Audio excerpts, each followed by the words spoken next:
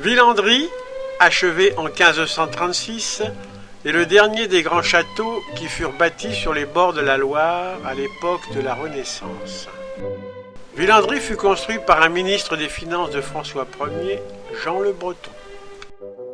Pour le compte de la couronne, il avait surveillé et dirigé pendant de longues années la construction de Chambord, auprès duquel il fit édifier une réplique en miniature de Villandry.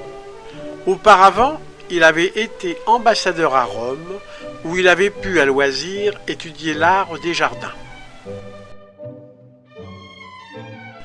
Jean le Breton, pour construire l'actuel château, avait fait raser une vieille forteresse du XIIe siècle dont il ne reste que les fondations et le donjon que l'on devine derrière la cour d'honneur. Les descendants de Jean le Breton conservèrent Villandry jusqu'en 1754, année où il devint propriété du marquis de Castellane, ambassadeur du roi et issu d'une très illustre famille de la noblesse provençale. Ce dernier fit construire les dépendances de style classique que l'on peut voir de part et d'autre de l'avant-cour. Il réaménagea l'intérieur du château en l'adaptant aux normes de confort du XVIIIe siècle qui sont beaucoup plus proches des nôtres que celles de la Renaissance. En 1906, le château fut acheté par le docteur Joaquín Carvalho, né en Espagne en 1869, arrière-grand-père des actuels propriétaires. Il abandonna la brillante carrière scientifique qu'il menait auprès du professeur Charles Richet, prix Nobel de médecine en 1913, pour se consacrer uniquement à Villandry. Il sauva ainsi le château qui était sur le point d'être démoli et créa en pleine harmonie avec l'architecture Renaissance les jardins que nous voyons aujourd'hui. La salle à manger. C'est le marquis de Castellane qui aménagea cette pièce au goût du XVIIIe siècle. Cette pièce aux teintes roses saumonées est agrémentée d'une fontaine qui rappelle ses origines provençales.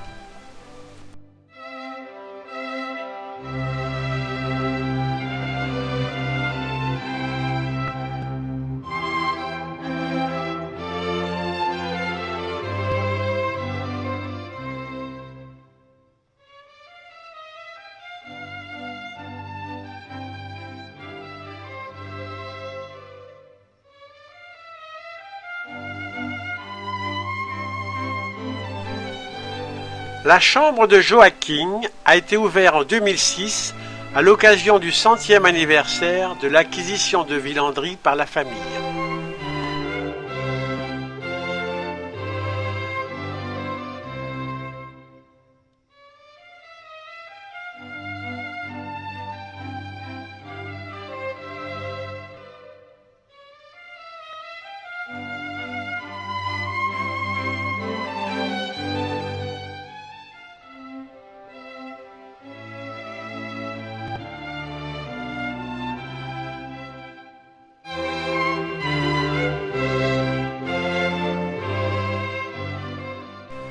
La galerie de peinture de Joaquín Carvalho et de sa femme Anne Coleman ont passionnément collectionné les tableaux anciens avec une prédilection pour les peintures espagnoles.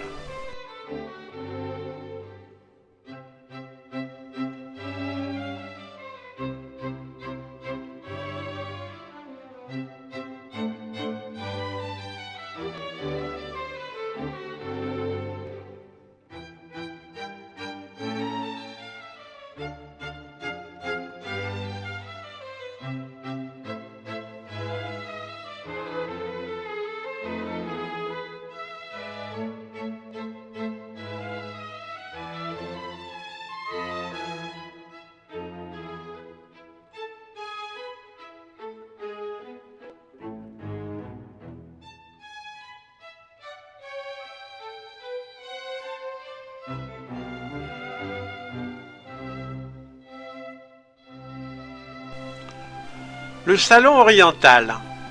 Ce plafond provient du palais des ducs de Maqueda, construit au XVe siècle. La reconstruction de ce plafond, fait de 3600 pièces à Villandry, a demandé 1 an.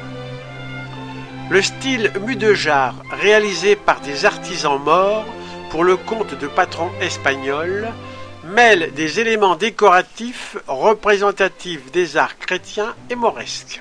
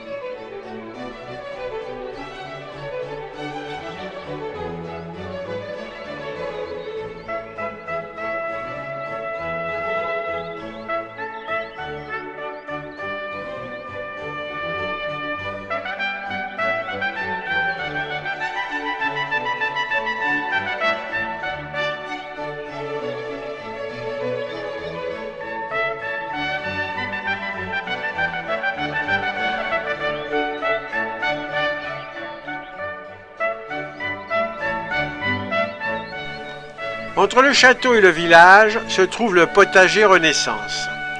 Il est composé de 9 carrés de taille identique, dans lesquels les motifs géométriques sont différents.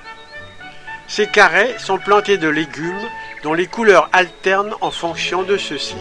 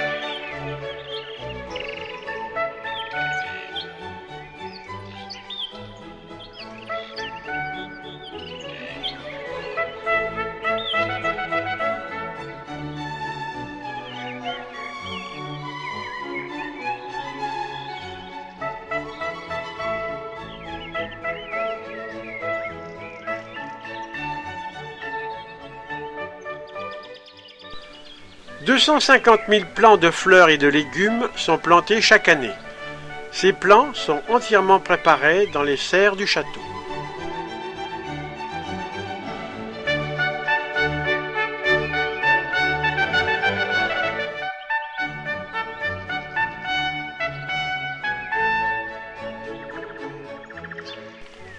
L'ensemble des buis représente une longueur de 52 km.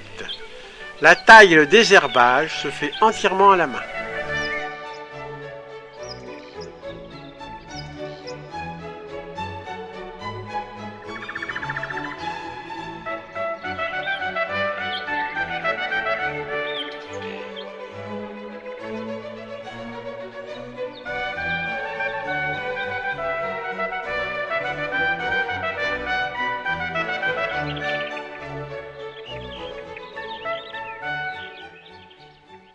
Les 12 centilleuls répartis sur l'ensemble du domaine nécessitent chaque hiver une taille de 3 mois par 4 jardiniers.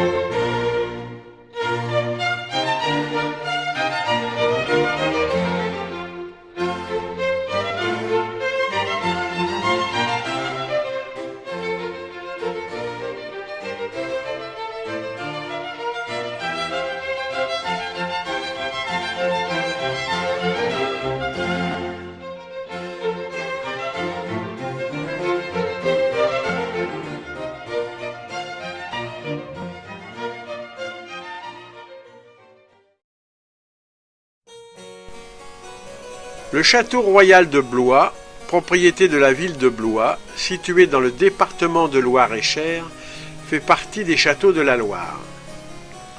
Il fut la résidence favorite des rois de France à la Renaissance.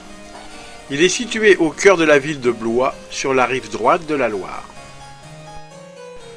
On pénètre dans le château par l'aile Louis XII, remarquable par son appareil de briques rouges chaînées de pierres blanches.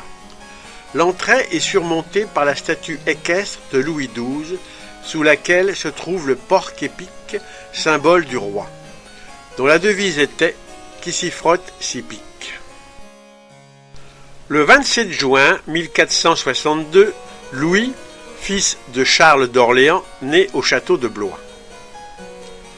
Il devint roi de France en 1498, sous le nom de Louis XII. Le château médiéval des comtes de Blois devient résidence royale et Louis en fait sa demeure principale au détriment d'Amboise.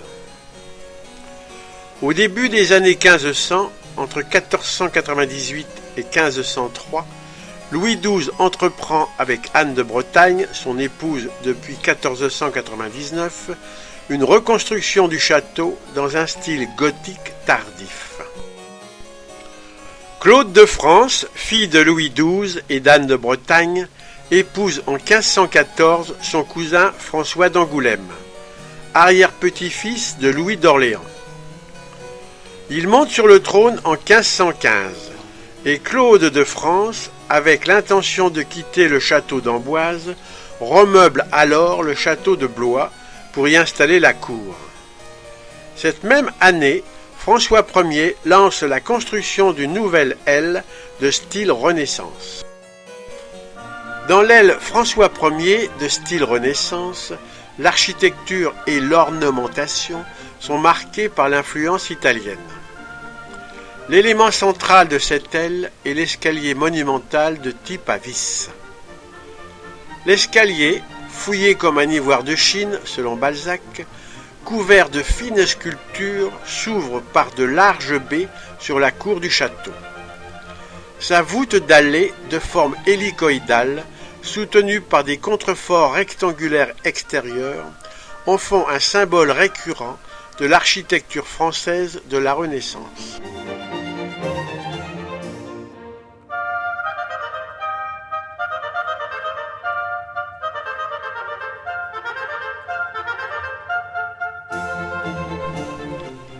La réalisation de l'aile Gaston d'Orléans a été confiée à François Mansart entre 1635 et 1638, date à laquelle le manque de subsides contraint à l'arrêt des travaux. Elle est de style classique. Cette aile occupe le fond de la cour face à l'aile Louis XII. L'avant-corps central comporte 3 travées où l'on peut distinguer la superposition des ordres dorique, ionique et corinthien. La chapelle Saint-Calais est située au bout de l'aile Louis XII, dans la cour intérieure du château. Il ne subsiste aujourd'hui de cet oratoire privé du roi, construit à partir de 1498 et consacré en 1508, que le chœur gothique, la nef ayant été détruite par Mansart lors de travaux de l'aile Gaston d'Orléans.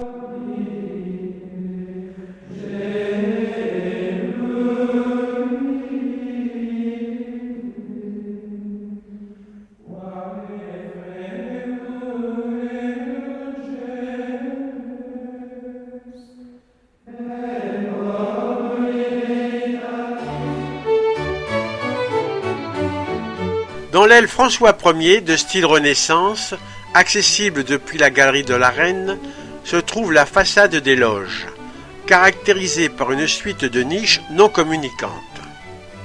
Cette façade donnait autrefois sur les jardins créés par Louis XII.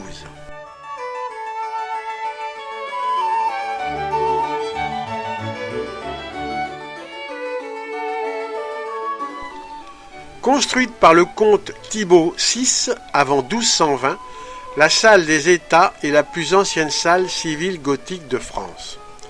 Lambrissée, elle est composée de 2 nefs séparées par une file de 6 colonnes supportant les 2 voûtes en berceaux juxtaposés à la charpente en chêne. Le décor peint est l'œuvre de Félix Dudans vers 1861. Mais s'inspire de la polychromie en usage au XIIIe siècle. Salle de justice sous les comtes de Blois, elle abrite les États généraux en 1576 et 1588.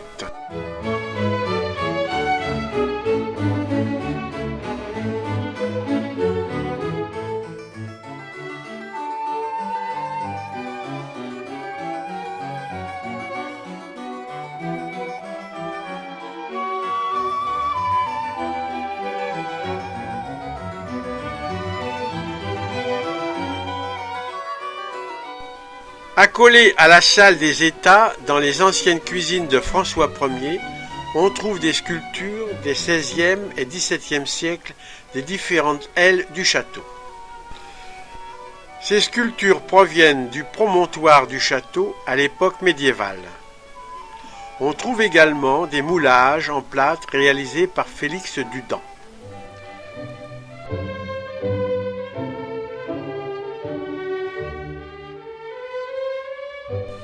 Les appartements royaux situés dans cette aile ont été restaurés. Ils avaient été reconstruits par